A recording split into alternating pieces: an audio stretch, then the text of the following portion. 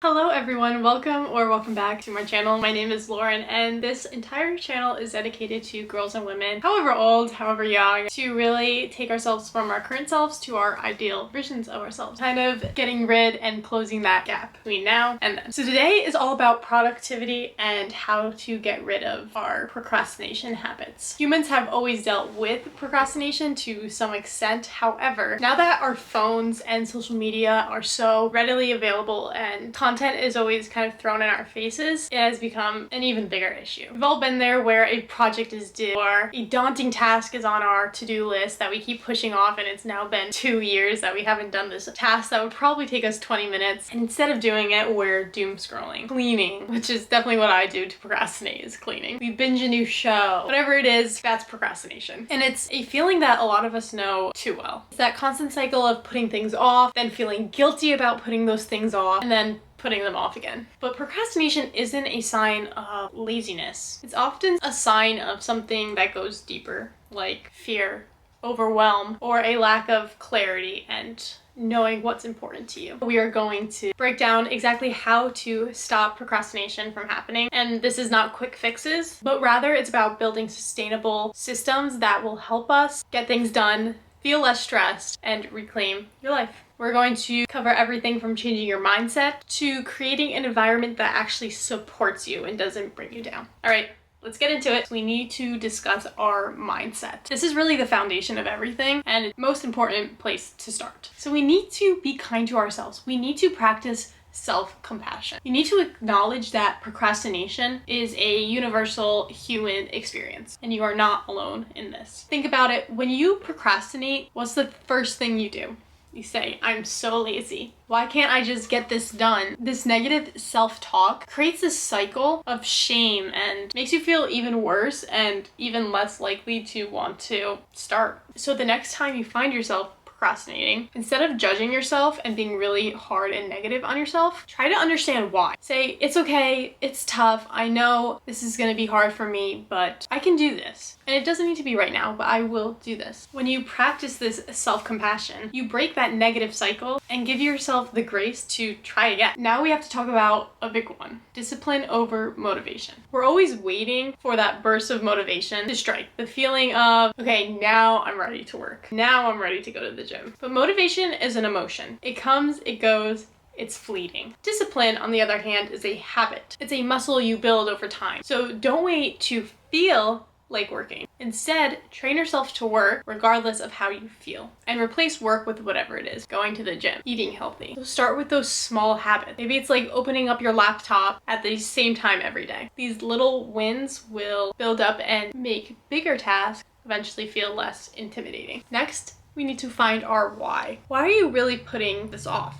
Is it a fear of failure? The fear that your work won't be good enough if you finish and you don't want to come to terms with that? Or maybe it's the fear of success, the new expectations that might come from it. Acknowledge these deeper reasons. When you understand the root cause, you can address it head on instead of just treating the symptom. Journaling is a really fantastic way to really dig into this and understand why you're procrastinating this task in the first place. Be your own cheerleader. Before you start a difficult task, give yourself a little mental pep talk. You would never ever tell a friend, at least I really hope you would never ever tell a friend, you're terrible at this and you're gonna fail, so don't even begin, don't even try. You would not do that. So don't say it to yourself. Instead, say something like, I know this is challenging, but I'm capable. I'm going to take that first step. That's all that matters right now. A simple shift in language can lower the activation energy needed to begin. Make starting so much easier. Now we get into time management and planning. Now that you have your mindset in check, let's talk about the practical tools that you can use to manage your time and your tasks. My absolute favorite tip is the 5-minute rule or the 3-minute rule, whatever you want to use. Both work for me. The biggest hurdle with procrastination is that initial inertia, just getting started in the first place. So don't tell yourself you have to work for an hour. That's a big undertaking and it's really intimidating.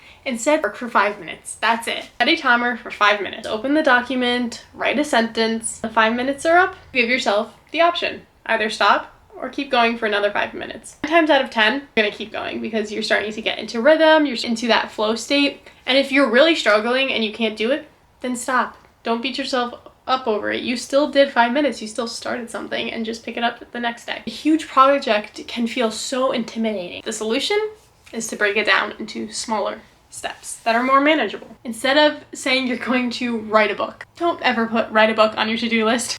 Outline chapter 1. Write the introduction. Research topics for chapter 1. Start thinking about the cover. Each small step you complete will give you a sense of accomplishment and will keep you moving forward, and not seeing that daunting or write an entire book and you being like, there's no way I'm starting this because I don't even know where to start. And use time blocking and the Pomodoro technique. Time blocking is where you schedule specific blocks of time for specific tasks. For example, from 9 a.m. to 10 a.m., you're working on your presentation. This prevents you from wandering aimlessly throughout your day and stops you from analysis paralysis and trying to figure out what you want to do next. This also will lead to decision fatigue if you do it that way. So definitely have it already planned out. Along with this is the Pomodoro technique. You work for 25 minutes and then you take a 5-minute break without your phone. This makes daunting tasks feel more bearable because you know the break is only 25 minutes away, and it forces you to focus in short, intentional, and intense bursts. And also, don't overschedule your day. This might sound counterintuitive to what I'm trying to say, but we often create these unrealistic to-do lists that set us up for failure before we even begin. A 12-hour workday just is not sustainable. Instead, schedule shorter, focused work session and leave buffer times. This prevents burnout and gives you a sense of accomplishment without feeling you're just constantly failing to keep up. It's about being effective, not just about being busy. Productivity does not equal busyness. Now let's talk about building habits and shaping your environment to support your goals and your desires. Your mornings really set the tone for your entire day. Create a productive morning routine that you actually look forward to. This doesn't mean you have to be up at 4 a.m. and meditate for an hour. Maybe it's just exercising or journaling or listening to a podcast while you're drinking your water. These small positive rituals get you into a good headspace, make you feel prepared to tackle your day. I actually just created 2 videos on this, one on my vlog channel and one on this channel. The one on this channel was entitled 5 habits you need in your morning routine, so definitely take a look after this, or you can check out my channel and I actually vlogged my entire morning routine. I'll link that down below. Make your bed and get dressed every day. Whether you work from home or you work part-time, getting yourself ready.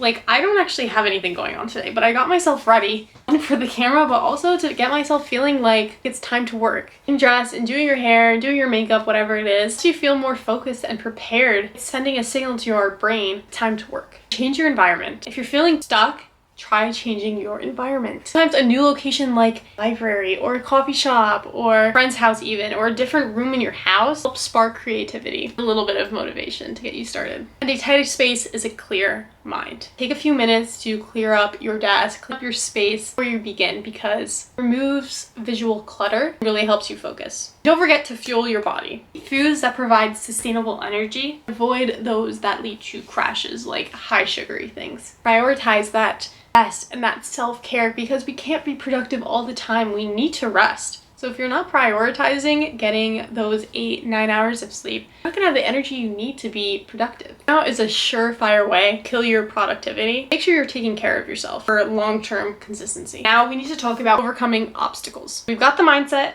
we have the plan, and we have the positive environment. What about distractions and obstacles that get in the way? We've all been there where you sit down to work, suddenly a notification pops up on your phone, and an hour later, you're lost in a social media black hole doom scroll. So minimize distraction. Put your phone in another room, or turn on Do Not Disturb, or turn on airplane mode. Use website blockers on your computers. There are apps and tools used for this because they know that there's a market for it. Everyone wants to be more productive, but it's hard when you have all these notifications and distractions popping up all the time. And this 2-minute rule that I want to talk about is basically that if a task takes less than 2 minutes, do it, and do it immediately. Do not put off these tiny little tasks. This prevents small but easy tasks from piling up and making you feel overwhelmed. So right when you take off your outfit, put it in the laundry hamper instead of leaving it on the floor. Because when you do that, and you also leave your cup on the dresser, and you also don't make your bed, and you also don't clean up your bathroom, it then becomes clean my entire space instead of just clean up this, clean up that. Just do it now and save yourself the future stress. And to get out of your head, try journaling. Write down your thoughts and your fears and frustrations. Getting them out on paper gives you clarity and helps you find productive solutions because it takes away a lot of the emotion of it. And as you make progress, don't forget to reward yourself. Celebrate those small wins. Did you complete that 5-minute task? Take a 5-minute break and make yourself a coffee, or go out and buy yourself a coffee. Did you finish that major project? Go hang out with friends and have a relaxing Saturday afternoon or party, whatever. Positive reinforcement helps your brain build and solidify productive habits. So there it is. Procrastination is a cycle. You have the power to break it, but it's not about being perfect, but rather about being consistent. So start small and be kind to yourself. And remember that every single step that you do take, no matter how tiny, it's a step in the right direction. If you found this video helpful, like and subscribe and share with anyone else that you think might need it. But thank you guys so much for watching, and make sure you watch some of the other videos that will help build off of this one. Bye guys.